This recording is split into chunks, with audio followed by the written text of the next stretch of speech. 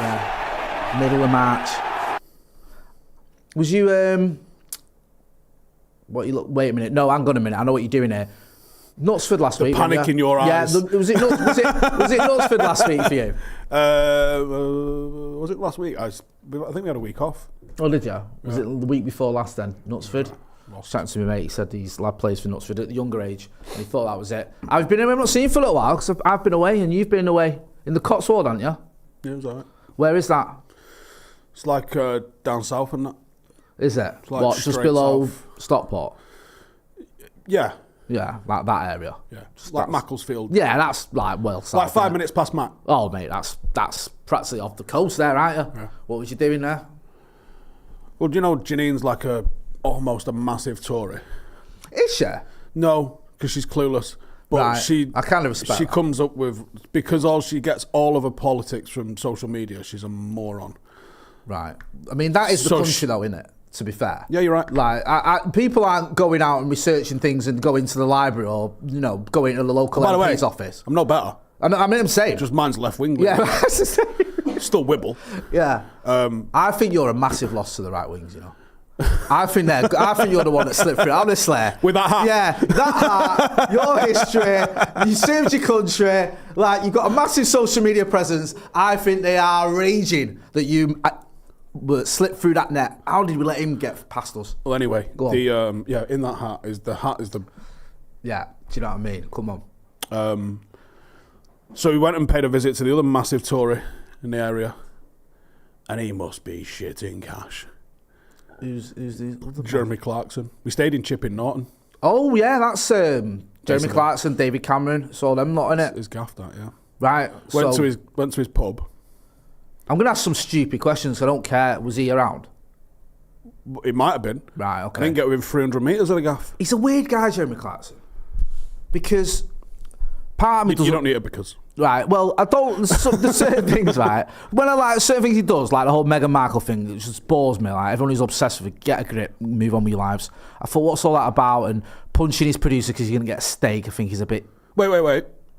We can do that. You know, for well, you've done it so many times, it's like lost count.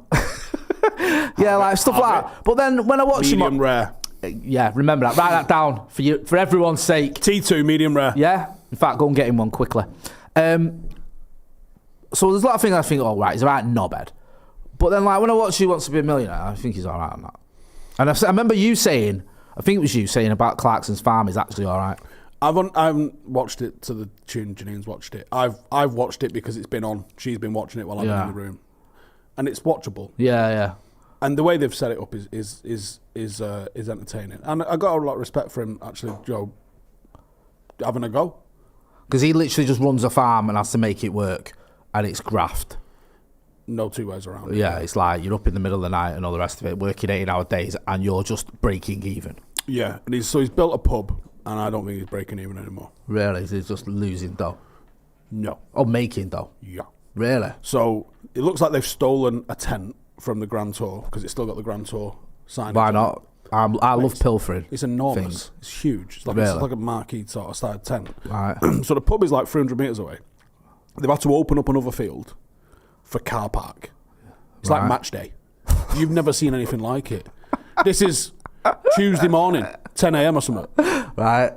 We tip up there. It's October, by the way. It'd probably be ledge in summer. Yeah. They must have 100 picnic tables, like pub garden tables. Yeah, the ones you used to nick and that. No, the big wooden bastards. Yeah. No, you're not rubbing them. You can. You can, but you're not. Right, okay. They must have 100 of those around this like marquee style thing. I didn't even actually see the pub. It was just like fucking Glastonbury, mate. Was it? Just, it was like, oh, do you want to go in the pub?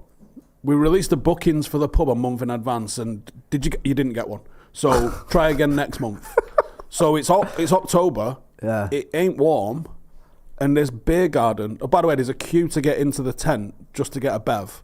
So even and walk around and walk. It's like a gift shop, right? Which we couldn't have a walk around to see the gifts on display because it was like match day. It's like going in the mega store on a match day. You go, forget it. Yeah. I can't believe how much he must be making. So is all this because of this show then? Is it like this is on the show and people like? Is that why you went? Because Janine was like, "I want to go and see this." Well, we're in the gaff. We went. I randomly picked a gaff in because I did not know where it was. Right. I picked a gaff in the Cotswolds. Found a nice little cottage. Turns out it's in Enston, which is next door to Chipping Norton. It's like Right. 6-minute drive away from Chipping Norton. What, you just randomly went like, "We're going to go to Cotswolds. Let's just go here." Yeah. Right, fair and enough. it turns out Jeremy Clarkson's gaff is 5-minute drive away. So she's like, "Oh, might as well have a look while we're here." Yeah. So we did. And yeah, I was like, by the way, every pub in the gaff is selling his beer.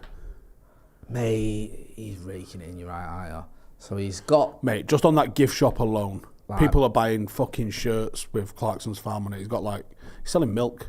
Mate, do you know what I mean? Selling Look, I milk might not bottles. like the guy, but he's making it work. You got to respect the hustle. So yeah, you had a good time anyway, other than the fact you couldn't get in a pub and you had to queue for the tent and all that. It's a lovely part of the world, isn't it? The Cotswolds, I've never really been, you know. Yeah, it's I've never. nice. Do you know what? I don't. I know you didn't. You didn't do camping. Did you stay in a hotel? We had a cottage. Cottage, right? Okay, love a bit of cottage in me. I don't like going like in Britain when it's camping and stuff, because usually we do camping with the kids and stuff. We didn't this year. We went away for the first time in ages. But yeah, I just struggle with camping. Me, like I know you love it and you're that guy and you can just put a tent up, get on with it. But I'm like, can't sleep. Camping stuck me a bit because my idea of camping is like through hiking. So carry it, walk it, put it down, chill, do that again. It took me a long time to get into the sort of camping that Janine does. And honestly, What's the sort of camping that Janine does then? on a campsite Right, yeah, that's what we do when we do it. with a car Yeah. and with a tent you can't carry. You want to see the fucking tent that we went to go outdoors a month ago or something. You want to see the size of it's like the size of this fucking table. Packed. Fucking Packed hell, up. mate. Yeah. Like Yeah, my missus where is we the put same. in the dining room. Yeah. My missus is the same. She loves camping because she went when she was a kid, takes loads of stuff, and it's like, and I'm just like, mate. She watched all these YouTube videos of all the Chinese camping is a thing, right? Right, go on. Mate, they are more luxurious than any house I've ever had. Seriously. You won't believe it. The shit that they're taking. Well, they're taking like ovens and Throw like fucking- Chinese camping. Let's have a look at Chinese camping. There's probably a different name to it, that, but it's Chinese. I'm camping. sure it'll be fine. Get involved in the chat in the comments. Let us know what you think. I'm just going to look at some of these pictures here. Chinese camping. Oh, that looks Show me. very. Well, there's like that looks a nice one there. No, this isn't it. Go on, you find it. mate. Go on. Get involved in the chat in the comments. Don't forget as well, you can give us your questions for a bit of a Q&A, or if you know anything about camping or Jeremy Clarkson's pub or any of the other stuff, Wibble. You know, it's the Brew in it, so you can chat to us about anything, but I wouldn't bother if you're going to start asking us questions about Manchester United's game against Nottingham Forest. I'll have to ask Janine what the fuck it is that she gets. Basically, the people turn up, they build like a... It's on hard standing, they've got like a mad luxurious tent. You can like... They have sofas and like tables and just so much stuff going on. It's bananas. Well, see, something like that appeals to me. But then you think, well, if you're going to do that, you may as well just get a hotel. Like, if you're going to have a tent that has literally got a dining room and a kitchen and a bedroom in it, and you've got, like, inflatable beds and all the rest of it, why not just get an Airbnb? Camping is the most expensive, cheap thing you'll ever do. Oh, mate, I couldn't agree more. We went to Wales. First time we went camping, went to Wales, and I ended up, I may as well gone abroad. I ended up spending so much money. And it was like, I can't moan too much. It was a gift from my mum and dad. Like, it was, you know, they got us a tent for a week in the... Can I comment on the screen, please? Yeah, go on, so Steve can read them. I've got some questions as well, which I'll get into shortly. And it's nice, but then you're eating out a lot, you're doing all this stuff, and it's like, you end up spending like a lot. I've obviously got a few kids, so yeah, it was not for me. We asked for questions for the Brew. It's what we've been doing the last few weeks. I know you and Joe did the outrageous questions, wasn't it? I mean, you did a Q&A 2 weeks ago, and I think it's become like a bit of a thing, hasn't it? What are you looking at that for? Are you ready to fight me? So we've asked for him again. Send your questions in for the Brew. We started doing this ahead of the show, just so you know you can ask us anything. This is from John Loftus. He sent in one. He said, in a movie version of the Stretford Paddock story, what stars would play the four of you and some of the other key people in your life world? I actually think he did a follow-up to this as well. I think he did some suggestions, which I'm going to go through in a minute.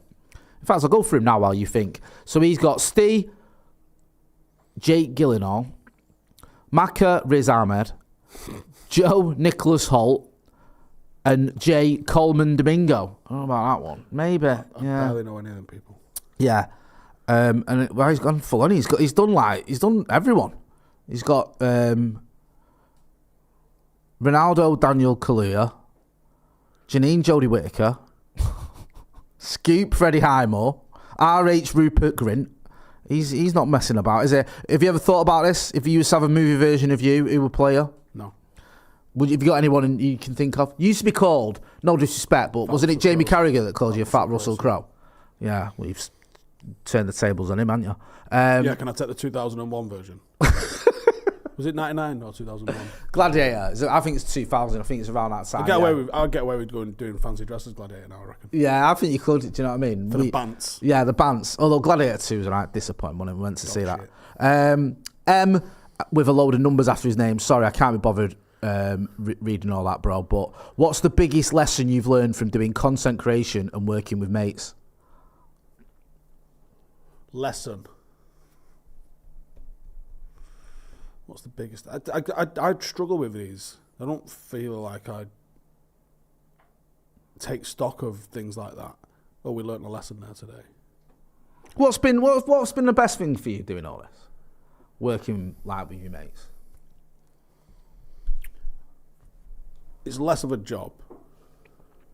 It is less of a job. I think, right, I know we have to edit ourselves a bit, but I think genuinely, when we chat off camera and on camera, we're not slipping into character. Let me pull that tweet out from earlier. We have to edit ourselves slightly. This is what I'm saying, Steve. When I say slightly, I mean a lot, yeah? But I think anyone who's watched this channel for an hour, well, he's also noticed that... Imagine how exhausting it would be acting for 10 years. Yeah, well, this is it. You can't do that. And also, when you meet people, we've done a lot of events, we've done stuff where we're just out... at a game or we're away on a tour and we're chatting to people. You can't do all that like as in character. You just get fed up and bored, and I'm not that good an actor. So yeah, it's just being yourself around your mates and like just chatting shit and doing what you want. And I like the fact that when we was like full-time devils, and you gave up with it. Where it was like, we need you to do this, and you literally just threw your microphone down the middle of the video. I can't be fucking arsed with this, and just walked off. And I was like, producer Chris was like, Steve? Literal mic drop. Yeah. And like Steve's like, nah, I'm done. And there was moments where you're like, I don't want to do this video, but whatever. And then when we started doing this, it's like, right, well, what videos do we want to do? And then we started doing them. And I like that fact as well. And it's like, oh, we should do this, let's do it then. Oh, we want to do this now, I can't be asked for that. Yeah, there's no corporate friction in what we do. No. Corporate, mate, come on. We're a fucking disaster as a business. I mean, we're all right, but we don't make business decisions very well. I don't think we've ever made a business decision where you go, that's a really good decision.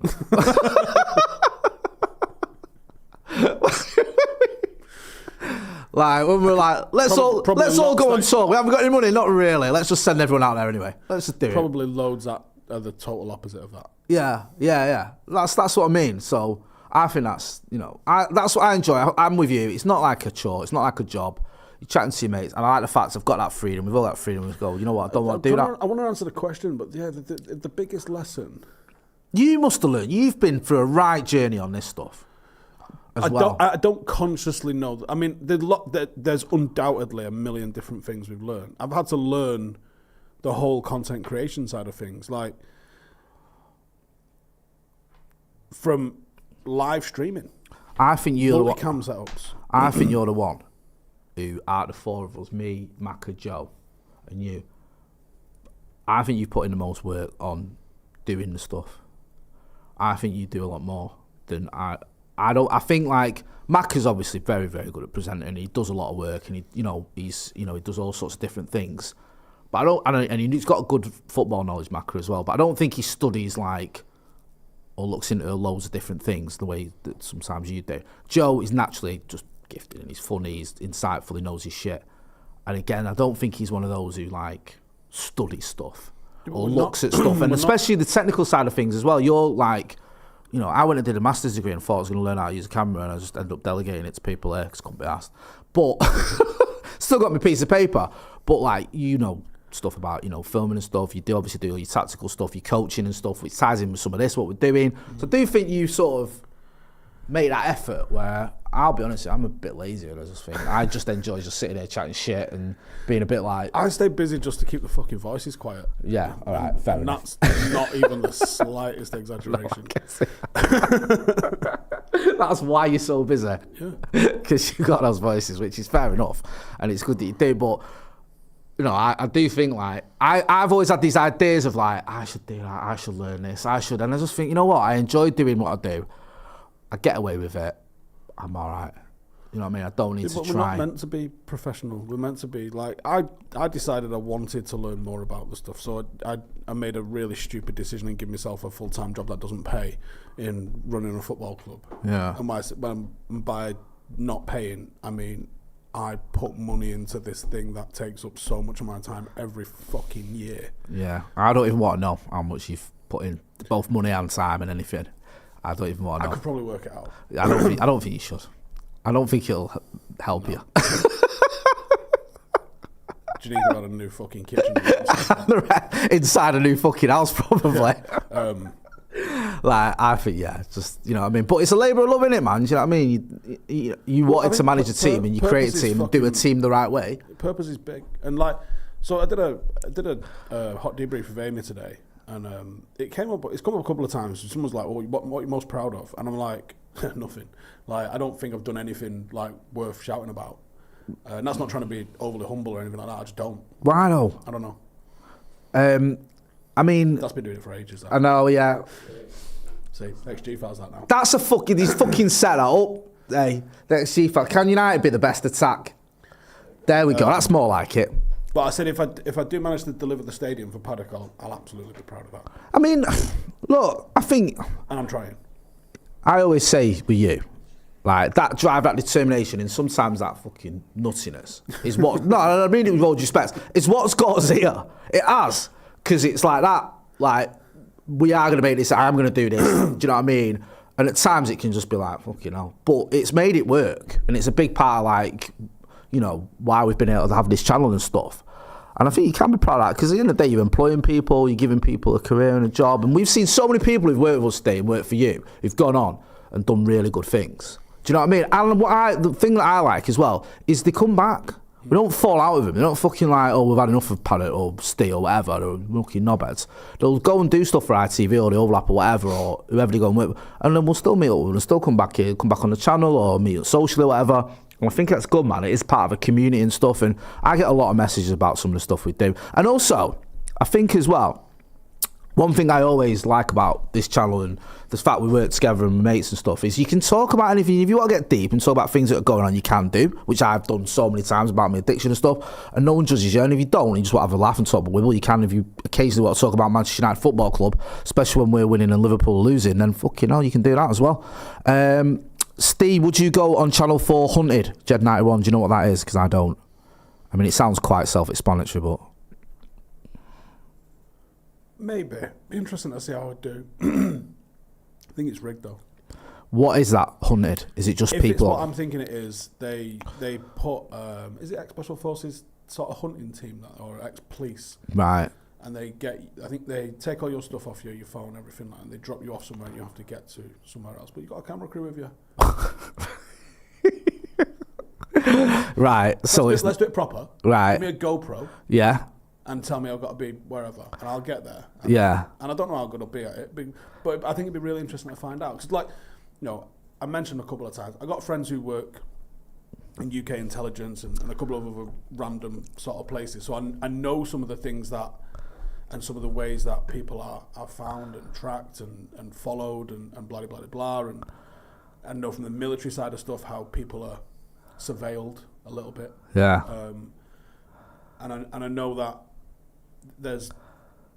if you've got any electronic devices, you're fucked, is the top and bottom of that. Right, if you've okay. got a mobile phone. Don't worry, I'm sitting, like, not me personally, but whoever's hunting you will just sit on a fucking laptop and follow you.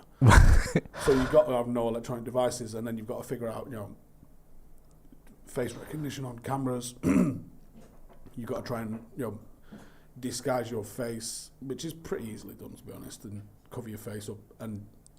But the travelling... any service station, petrol station, post office, supermarket, anywhere like that you go, on them sort of programs, you're going to be clocked. And there's a bit of education in those things and how they end up catching you. But the fact you've got a fucking camera crew following you feels rigged to me. So I wouldn't trust that they hadn't already decided who was going to win. Do you know what I mean? Yeah, it seems like it's all a bit sort of contrived and planned. Can we turn up Steve's mic, by the way? Some people saying it's a bit low. But I wouldn't mind having a go. Yeah, better, says Ross Murphy. Thank you, lads. Apologies. I wouldn't mind having a go just to see how I did. Just to see where the gaps are, you know what I mean? Yeah. Yeah, trying something like that is always worth it. If you get the opportunity, do you know what I mean? Fair play to you, and it's something memorable, isn't it? I remember once, this is completely different, but we were going to do Don't Tell the Bride. Did an audition, right? Sent a video. This was about 9 years ago. Did the little audition on the phone, sent it to him. They liked it. Met him in a hotel in Manchester. Like, spoke to me and her, spoke to my best men, because I was having two at the time, because I'd been best man at two of my mates' weddings, so you got to return a favour. And then it looked like they were up for it. And so, criminal record and that. I nearly ended up on Survivor. Did you? What happened there with that? I just didn't get through. I think it was like the last 16 and they took 8. Really? It's mad that. I got asked to do a show called Survive the City, right? And it's about living in a post-apocalyptic world. I mean, I should have just told them to speak to you, because this is like right up your street, but I don't know if you'd be able to do it, because you have to do 28 days of this, it was. So they contacted me from Instagram, and I think what they'd done, I think they looked at my Instagram and seen a running picture and thought I was that guy or something. And then I did like a Zoom chat with him where I explained I'm not that guy. Like, I might go running now and again, but I can barely change a fucking light bulb, let alone survive on my own. But they're like, oh no, it'd be good. So then they asked me to do an audition for it. I didn't get through, but I was a bit like, not just saying that I didn't care anyway, I didn't fancy her anyway. I was a bit like 28 days away from home. Bit of an ask, and it was like incommunicado as well. Obviously, you can't just go and, Zoom chat to your family every now and again. It's literally like you're off the grid, and you don't even know where you're going as well. Sounds peaceful, Jay. I mean, 28 days in solitude wouldn't be that bad nowadays, would it? A bit of break. But I followed a bird into the audition was in the Stretford Centre, I think. Literally walking past it with some bird I was with, and she is she's quite well known actually. She runs a company now that supplies hostesses and stuff for like VIP parties and that. Is she a madam? No, that sounded a bit like that, didn't it? No. She runs a company that supplies, companionship for evenings for certain gentlemen. By the hour.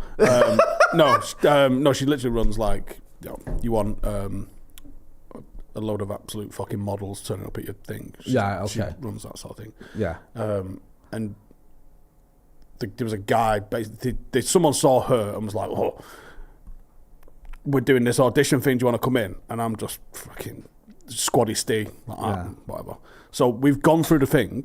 She's filmed the form out. They've given me one, and she's like, "Why don't you fill it in?" All right. Fuck it. All right. We get separated, and then they have like a producer interview every single person. They fucked her off and put me through. So then I had a fucking face waiting for me after I got out, because they put me through, and there was about 2 or 3 little interview things where they chat to you about this, that, and the other, and like, why do you want to do it? And I was like, I don't want to do it. I don't even know what this is.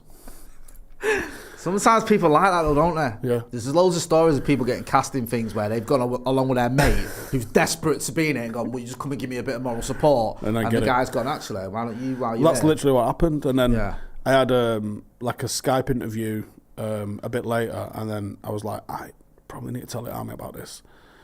So I've gone and seen my my troop commander, and I've gone, I told him what happened. I was like, what's the name of the show? Do we know? Survivor. Oh, sorry. Survivor. So I think it was Survivor. Was it Survivor? There is a Survivor. Yeah, sorry. So it's where they basically stuck you on an island, and you was like eating rice and shit. You had to build shelters and stuff like that. Yeah. No, Survivor was big, wasn't it, back in the day? It was big, yeah. Yeah. And I went and told my boss, and my boss was like, "Okay, if you get through the next stage, you're fucking going to Brunei, I think, like that, or something." It's like, because you're going to go and put the army in a good light if you go, because we're not having you turn up and be a fucking idiot. Like, you need to go and be like, I've built all this shit myself. Watch this. So I went to the final 16 where they literally paired off whoever was going to be in the thingy, and they basically picked the 2 teams, and it was like, yeah, you lot can sling it, and I was in the sling it bit. Really? So it was close. It was pretty close. It's mad that, innit? You don't know what that would have done, how things would have panned out. I mean, obviously you don't regret it, but it's interesting. Did you win money with that? Wasn't it like a big money? I don't think it was. Was that what? Because I thought there was a Survivor. I think there might have been. I might be getting mixed up. I think it was an American one and an English one. 4 or 5 weeks of just starvation on an island in the middle of, I think it was Pacific. I could just see you reveling in that. I'd have loved it. I just see you like people are crying, having mental breakdowns, kicking off of each other, and you're just like sat there like. Do you know what I would have loved to have gone on? Big Brother. Really? See, I would have put you in that. No, because I would have gone in as an agent provocateur. Like Science, do you remember him? A bit before your time. There was a guy from Leeds, I think he was called Science, and he went in just to cause shit. I'd have done that. But what the worry with that is, you don't know how the edit's going to come out. No. So you got to go in the diary room and you go, listen, here's my plan. Right, I'm causing shit. Yeah. I don't care about these people. I'm not here for them. I'm just going to cause havoc. Week 1, day 1, Arv's losing an eyebrow. Yeah. Right? And I'm going to kick off. I need to find who's done that. It's fucking out of order. Day 2, yours is gone. Day 3, do it myself. You've got to do yourself. You've got to do yourself, bro, because otherwise... And I'm leaving 2 people. Yeah. You can do yourself and then you go berserk. Smash some stuff up. Yeah, like... And then sit in the diary room like that. Yeah, that'd be class, that, you know. But that either goes, people go, I fucking love that. Yeah. And he's winning, or get this dickhead right out. Did you ever watch Big Brother? The early ones. Do you remember Nasty Nick, wasn't it? Yeah. He went in there... But he was a bit slimy with it, He had like a game plan, and he was like setting people up against each other. Don't want to manipulate people. Yeah, I'm going to like rub your socks and that. Yeah, that's what I'm sure his name, get involved in the chat in the comments, you remember it. I'm sure his name was like Science, where he'd do shit like, they'd be having a meal and they'd have a bottle of wine between them and he'd run off with it and drink it. You know, just fucking being a lunatic.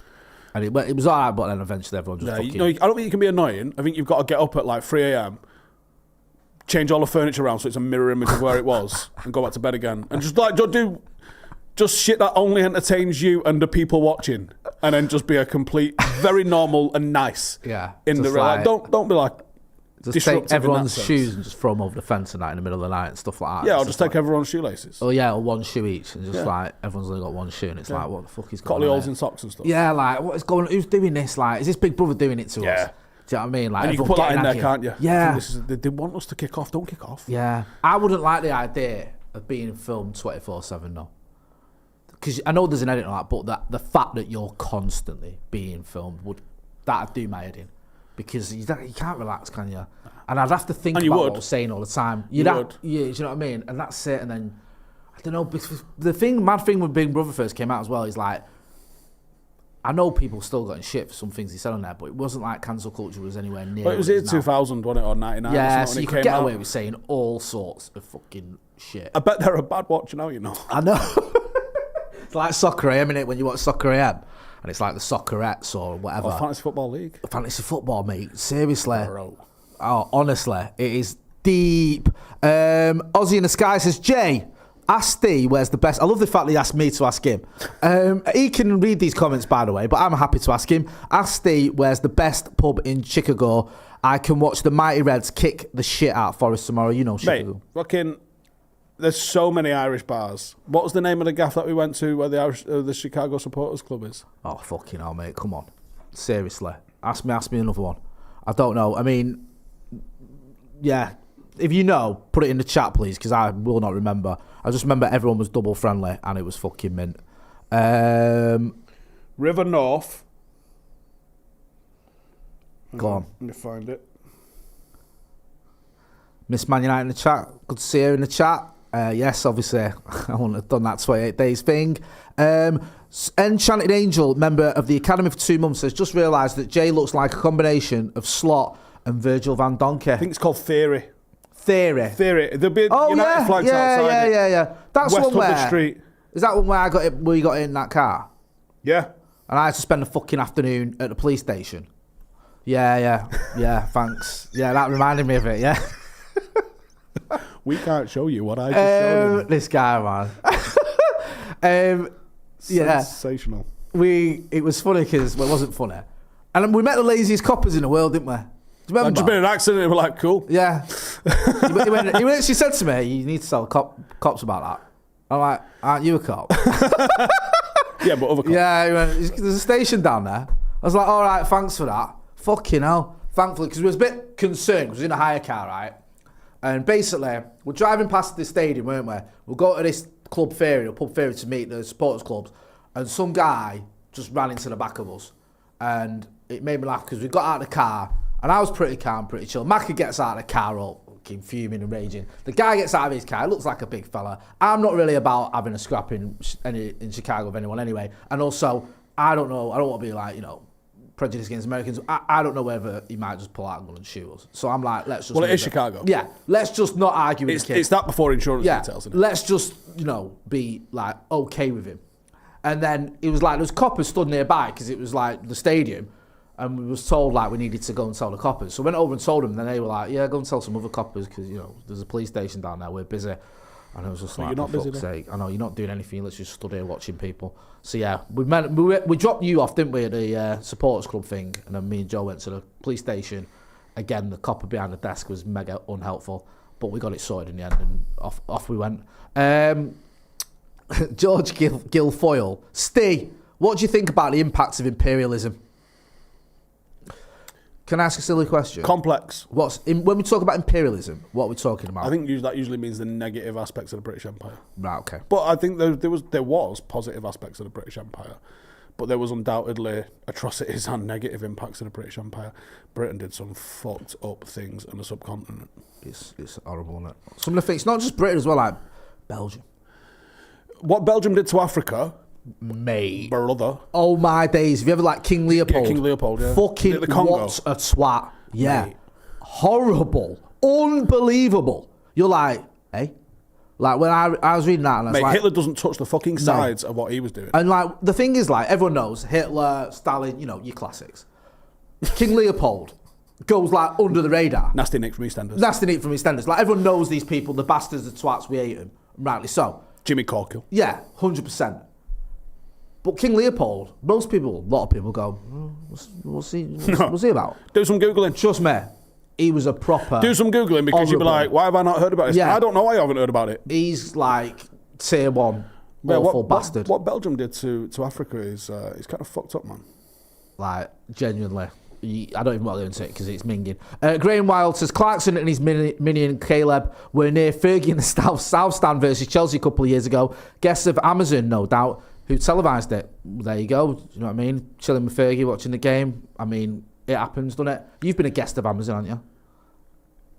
I didn't go. I think Dad, you went. No, wasn't you a guest of Amazon at the... Was that premiere, the documentary? Was that not Amazon?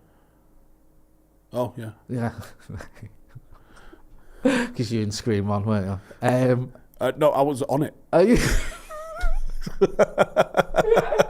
It's a class of 92. Yeah, it's so it was 99 treble winners. It was 99 treble winners, right? It is a thing, right? This is why Macca was so annoyed, because Macca got a message off someone saying, come at the premiere, right? So he'd not read it properly, and he was like, right, yeah, sound. So I think he'd assumed, like, been invited to the premiere, we're going to be sat chilling with all the people there, like, who are in it and everything, and it's like a bit of a PR thing, so we can go down there and enjoy it or whatever. And then you didn't even know about it, and you found out on the day, and then spoke to your mate Amazon, who was like, yeah, come down, we'll get you in Scream One, and you can do something on the red carpet and all the rest of it, and you can, well, we'll thinking get you involved. Like multiple YouTubers, influencers, whoever was going to be like... No one was allowed to film. You weren't allowed to go there and do like... There was no YouTube stuff going on there. No, but that's what I thought. When it was like, come and do the red carpet thing. And I think it was like, Edith Bowman, we'll get you chatting to Edith Bowman. And you're like, yeah, cool. Thinking, you lot might, some of the other types might. No. And it made me laugh because, so he's like, we go down there and he's gone a little bit earlier. And then I remember Macca going like, I said to Macca something about Steve's in Scream One. And there's a Scream One. What screen are we in? It was like Screen 2, why are we in Screen 2? I'm like, I don't know any of these questions. So Mac had got off before we even got there, or when we got to the city, he just got off. I've walked in the cinema to watch the film, and the first thing I've seen is Steve getting interviewed by Edith Bowman on the red carpet on the screen, which is hilarious. And then you sat with, well, not next to them, but Beckham and all that lot were in your screen, weren't they? Yeah. And then because they came in our screen for a little bit just to give a speech, and then they went back. But yeah, it was. The broadcast on Amazon or Amazon Football or something like that, and it's basically like Nicky Butt, I think Scholes gets interviewed, Beckham gets interviewed, I think Giggs, Schmeichel, Sheringham, York and Cole got interviewed together, which I love. Me, and then it's the start of the film. Mate, it's not like I had any part to play in anything. I didn't do any promotion for it. I didn't contribute to the film. Like Matt Dickinson was part of the fucking research for it. He wasn't there. No. Yeah, it was mad because watching that interview and like seeing that, you'd have thought, oh, Steve must be in it. He must be as a fan talking about. Yeah, because they did have fans talking. Yeah, didn't they? Well, you weren't one of them. The fans that were talking were at the premiere watching Steve get interviewed about the film they were in, and a lot of them weren't happy. They were like, "What's going on here?" I thought it was hilarious. Talking of Scholes, did you see his recent thing as well? I love Paul Scholes. Legend. On and off the pitch. I like that. If you don't know, like you've probably seen it. His son Aiden, I think he's severely autistic, non-verbal, and he's basically taking time out or not doing as much media stuff so he can focus on looking after his lad and supporting him and keeping him in his routine and all the other stuff that he needs to do. And you've got to respect it, haven't you, man? Absolutely. Do you know what I mean? Because people say, people say, oh, well, it's his dad, he's good at that, but he's obviously sacrificing a lot of money that he could earn and stuff like that, and he could get someone to look after his son whilst he's working and then go and look after his son. There's a balance there, but he's going, no, I'm going to spend as much time as possible with my son because he needs my support and help and love, and I think that's just phenomenal. I just do. I think it's just a real... Just says it's testament to Scholesy, man. They don't make him like him anymore, do they? Do you know what I mean? Like that guy was. I don't think they made him like him then. They didn't. When they made him, they didn't. Have you seen when you see like Zidane or Xavi or anyone talk about Scholes? It's not just his ability. Did you watch the whole interview? Not on the overlap. No, I didn't. I need to finish it. There's some fucking brilliant parts in it. So they're talking to him about him going into Milan, and they offered him $4 million a year tax free, which is like. This is back when 4 mil was 4 mil as well, isn't it? I'm pretty sure this is the year after Keane got 50k a week, which is 2.5 mil taxed. Right. So they was like, oh, it must have been double. I think it might have been like 3x your wage, if not more, for it to be tax free. And he goes, so Harry Swales, Giggs' agent, has rang him up and said, they're offering you this. And he's like, Harry Swales, stand-up guy, they must be offering me that. He's not even questioned it. And he goes, he hasn't said yes, he just said they've offered him that. And then he goes in, United reject any offer. It's like, it's not happening. So he goes in and so I've gone in to ask Fergie then, obviously, if I've just been offered that, maybe it's time to look at a pay rise sort of thing. And he walks in, tells Fergie, this is the most nervous I've ever fucking been in my life. And he's like, I'd like a pay rise, which you can imagine. Absolutely shit in your pants. And he says, Fergie goes, what? Picks up this, he's got a little black book and he's like, flicking through it and he goes, no, you're all right. You're on what you're on. And he's like, okay.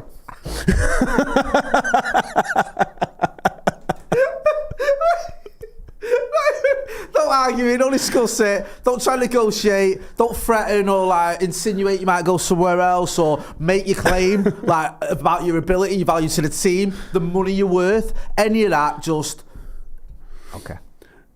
Andrew says, was that pay request received better or worse than Onana's? Mate, I mean, I almost admire Onana. The bollocks on you. I mean, it is. It's kind of insane, but I think there's other circumstances going on there that maybe.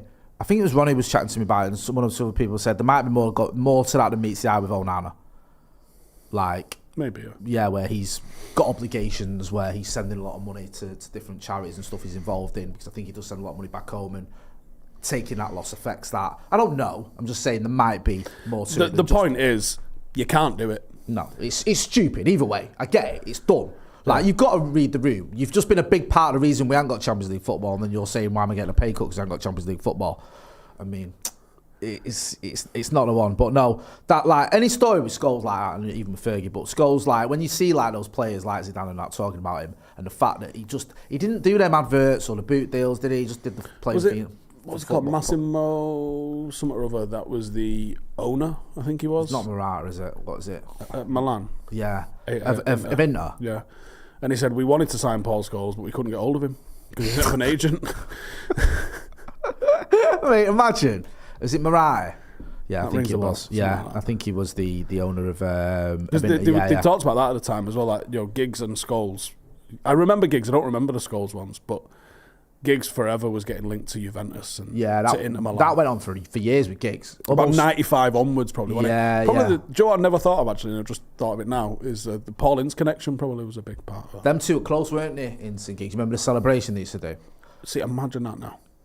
Mate. One, we were good, so it didn't matter. Yeah. You get away with a lot when you're good. Lee Sharp's one was my favourites. Mate.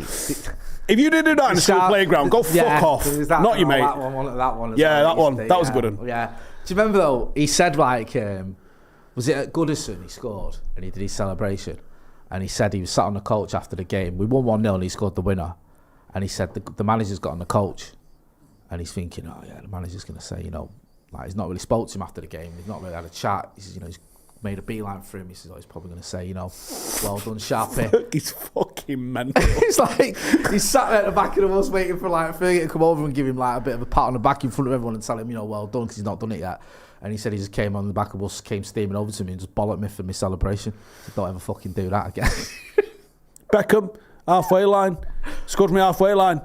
Do not fucking talk to any press. Yeah, that's what he said to him, didn't he? So when you get dumped, they'll all be on it. Don't you fucking speak to any. Like, not well done on scoring one of the most iconic goals the Premier League's probably ever going to see. First goal from halfway in your side of your half, ever. What are you doing that for, you dick? Like, it's that thing with Fergie, though, isn't it? It's what makes him so good. It's what makes him great. Like, even now, I think, is it Hearts, the top of the Scottish Prem?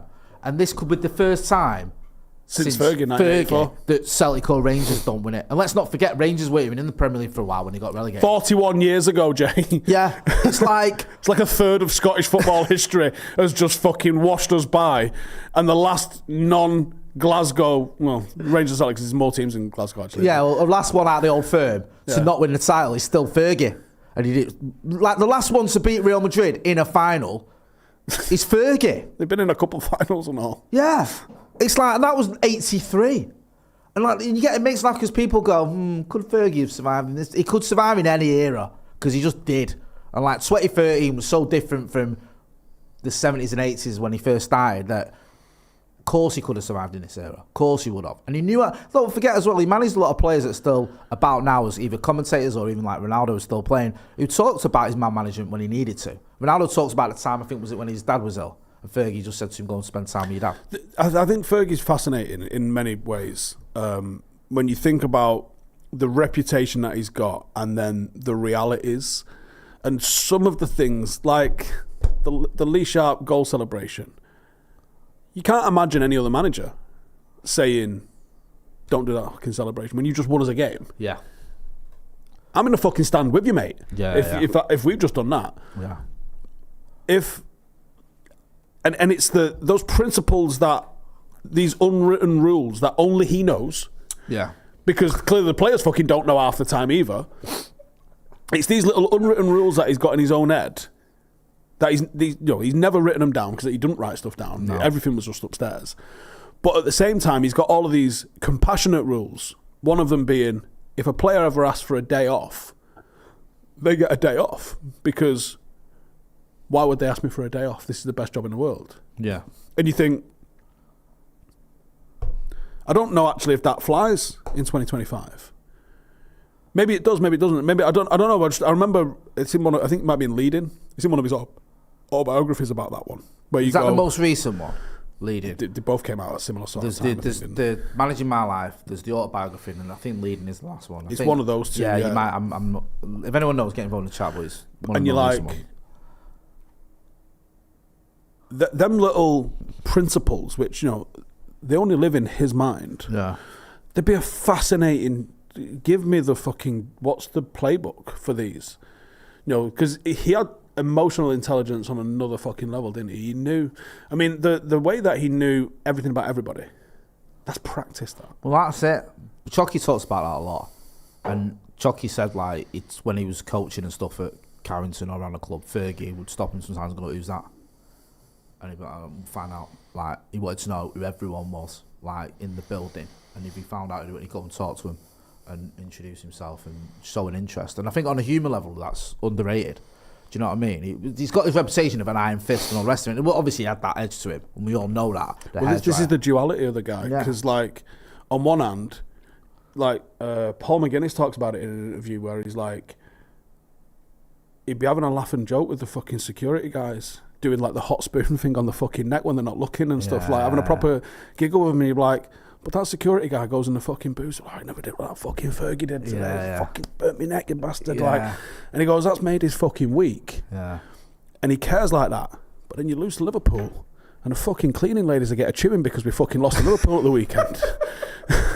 Everyone does. It's a staff meeting, and everyone's there. Like, this is indicative of the state of this club. Someone's got to. I don't know. Maybe we make this as a channel.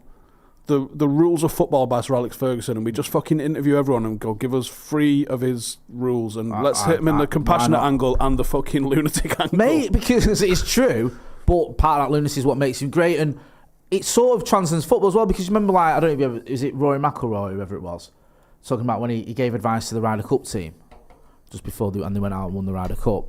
And he was talking about geese, and then they went and won it, and then the geese were flying over, and they're like, you're a wizard or something, what is going on here?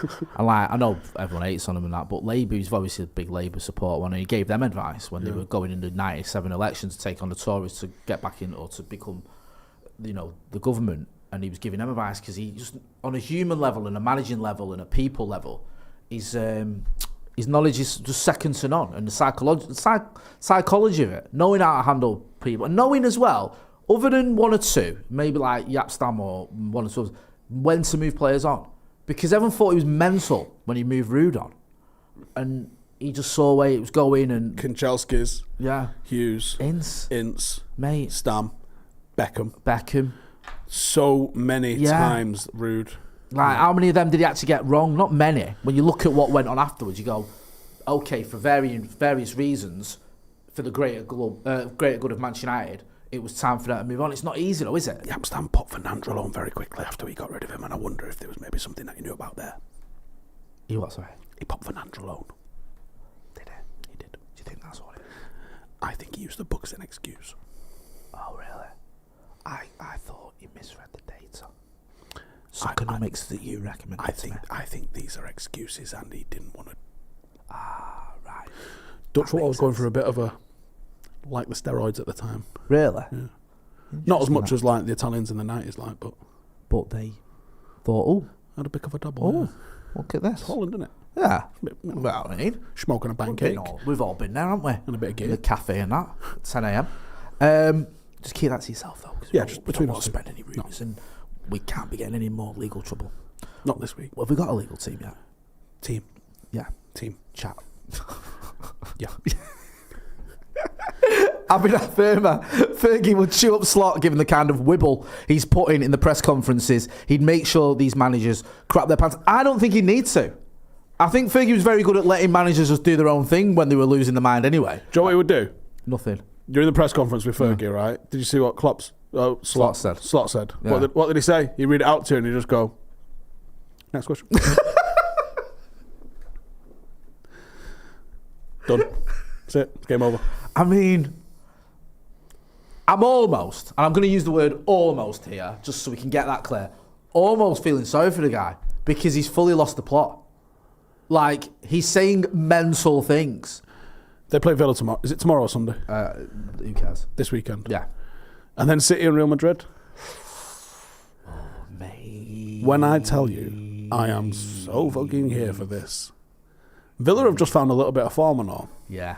Villa are a full That's team. what we want, is we want Villa stick the fucking boot in tomorrow. Or Sunday, whenever it is. This weekend. Go on. Play the game, lads. Come on. Do you know what I mean? Because this is funny, isn't it? It's hilarious. That Palace game the other night was mint. They lost 3-0 to Palace. I don't know if you heard about that. But they lost at home to Palace 3-0. Well, Someone told me. Well, you did have to play teenagers. Yeah, that's... He had no hand in picking the team that he selected. And he had to... And it was like a load of kids. Yeah. Well, why didn't they give him some money to spend as well in the summer? I know, yeah. Like, what's he meant to do? Miracles on a shoestring. Do you know what I mean? This poor guy, man. I think we should do a GoFundMe for Slots transfer kitty. Abhinav Verma says, lads, have you seen Long Legs? Not been in there for years. Sorry. It's got Jay's favourite genre. Ignore what I just said. Horror. And Steve's favourite actor, Nick Cage. I've not seen that. What's the scripts with Paddock this weekend?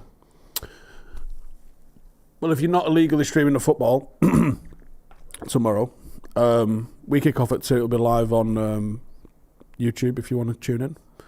Well, we're live at YouTube at 2 o'clock, so if you're not watching him, you can maybe watch this channel, but go on. So yeah, we're live at 2.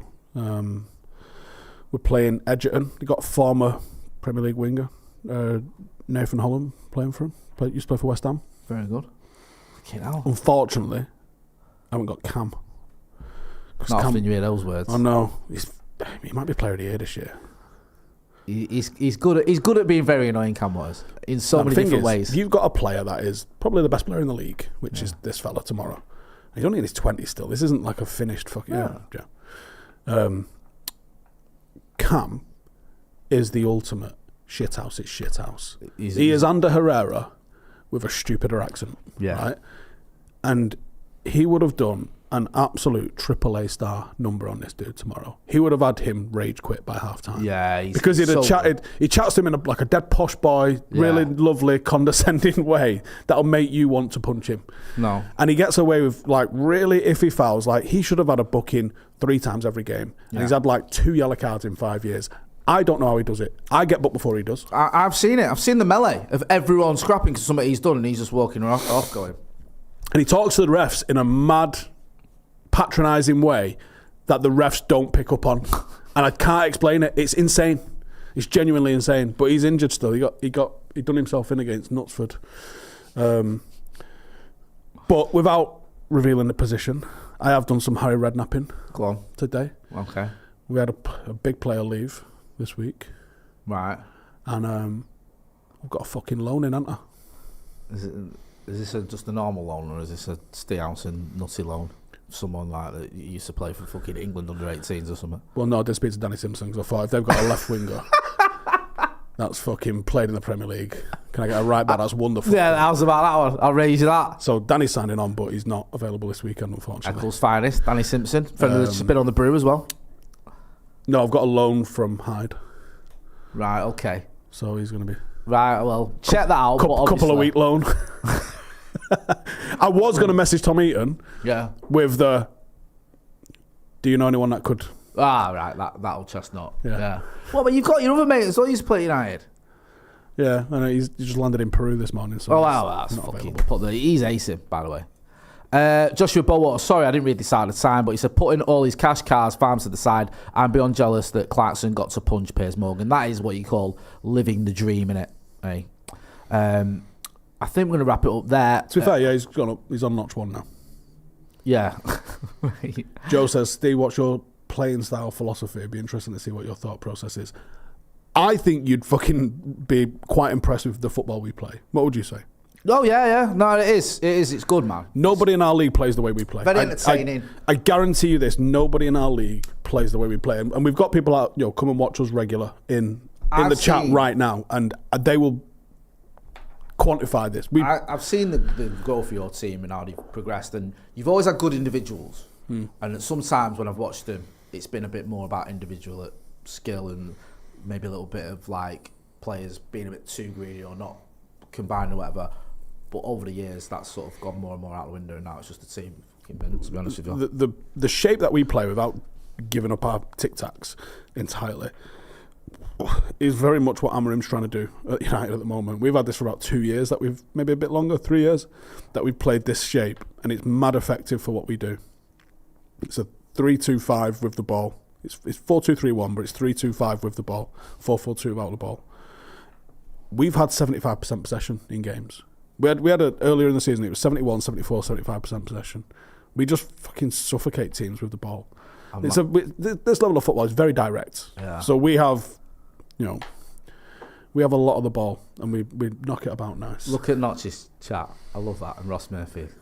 Paddock FC, I like watching Brazil. More Alan Brazil, but mega impressive. The one at the higher up, Santa Notch's thing there about Cam. Oh, he chatted to you like that? Yeah, he did it to me as well. He's made me and Steve both storm off from the studio one time or another.